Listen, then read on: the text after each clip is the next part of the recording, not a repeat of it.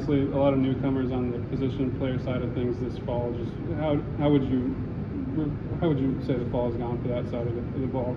You're right. I think we have a lot of new guys out there that are trying to learn their way around this type of environment. And the more times that we could have, like tonight, where we put them in that environment, like Alabama last weekend and Pensacola a couple weeks before that, it only gets them comfortable.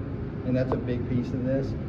I think you see some of the dynamic pieces that are out there with Chase Williams and Gage Harrelson and Carter McCulley tonight had a big homer. Myles Bailey and Hunter Carns, like some of those guys they're gonna be big pieces for us in the spring, and we need them to be ready to go when that time gets there. So, you know, putting them in this type of situation in a very competitive environment for this scrimmage to end how it ended, it was fun out there and the guys were having a big time.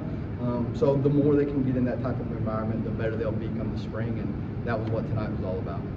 You talked about Myles. We saw the pop at the end of the day with Right. the home run derby, but I guess how have you seen him adapt to, I mean, being an all-around hitter at this level this fall? Well, I think as the fall has progressed, so has his game. His at-bats have gotten better throughout the fall.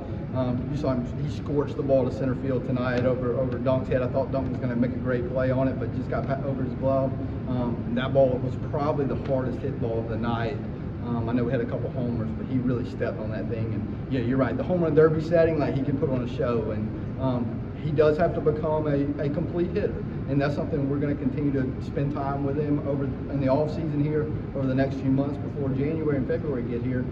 But it's certainly in there. The talent is really, really high end, and you know we obviously we think he's going to be a great player here for us.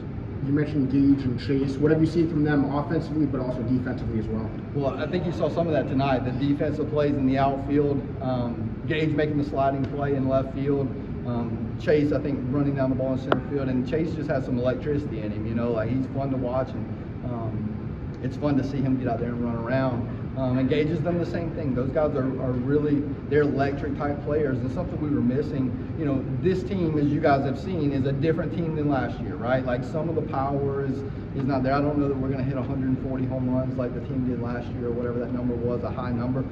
We do have some threats and some pop in the lineup, but we're also have brought in the speed dimension that maybe we didn't have last year, and I think over the course of time that's going to help us win some games, but also the defensive capability of those guys. Again, you saw it tonight with some of those balls turning doubles into outs, and the quality of pitching on the mound. You know, we put a premium on defense in the recruiting process of those guys and bringing those newcomers in. So, you know, it really showed last year at the end of the season that outfield defense is so valuable, and we think we've got the guys that can really do it out there right now. Plain, you brought him in from JUCO, and he was one of the guys out there with Myles in the home run derby. Just have you seen him adapt at the plate, and also at the two positions he's been playing throughout the fall? It's big power, right? Like he's a threat. Every time he steps in the box, he's got the ability to leave the yard, which was something we felt like we needed. That's a big reason we brought him in here. He's shown the ability to play right field. I think he fielded the ball at the wall that we run the double cut to the guy out at the plate, which was a bang bang play at the plate, which was, you know, he did everything right on that play. He's a really good athlete to be the size that he is.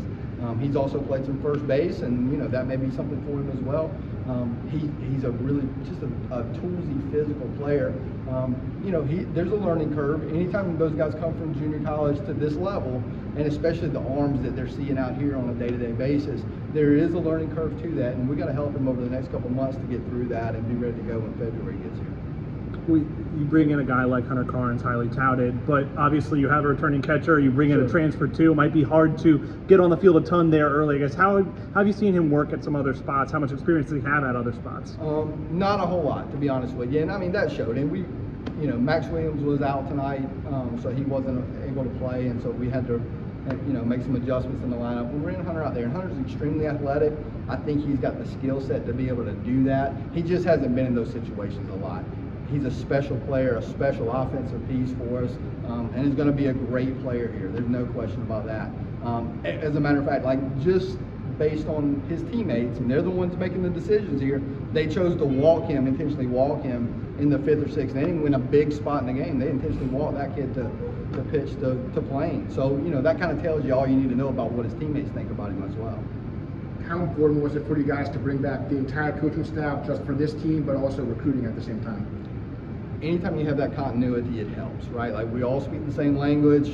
Obviously, Coach Jarrett has his system in place. Micah, Brad, and I all understand that. You know, I actually played for Coach Jarrett 20 years ago, and he and I worked together at Auburn, 10 years ago, 15 years ago. So we're very familiar with each other, and we speak the same language. We talk the same things with the guys. You know, everything is kind of the same that we do. And I've left and kind of gone on and done some other things, and have used the things that I learned from him in my own career, and then coming back here, you know, being back under him. I think it helps our guys. Like, I think they hear the same message every day. We're all kind of speaking the same language, and you know, the results on the field have kind of shown that. You mentioned Max. He didn't get to play today, but just throughout this fall, he's the most productive of the guys that are returning. Yeah. So what is the next step for him at the plate, I guess? Max is going to be a big piece for us. There's no question about that. We need him to be the top-end player that he's capable of being, and he showed that last year. As the season went on, I felt like Max got better, and he was playing his best baseball at the end of the season. Had a little injury as he went off in the summer ball, which kind of cut his summer short, and he's had a productive fall out here. He's been good all fall. Again, he came under the weather and wasn't able to play tonight, but you know, we need him to be our guy. He's going to be one of those table setters at the top of the lineup. Obviously hit leadoff last year, and I don't know what that looks like moving forward, if that's at 1, 2, 3, 4, but you can count on him being up there. And you know, anytime you get in those types of situations, we need him to be a guy for us, and he's proven that he can do that. Anything else?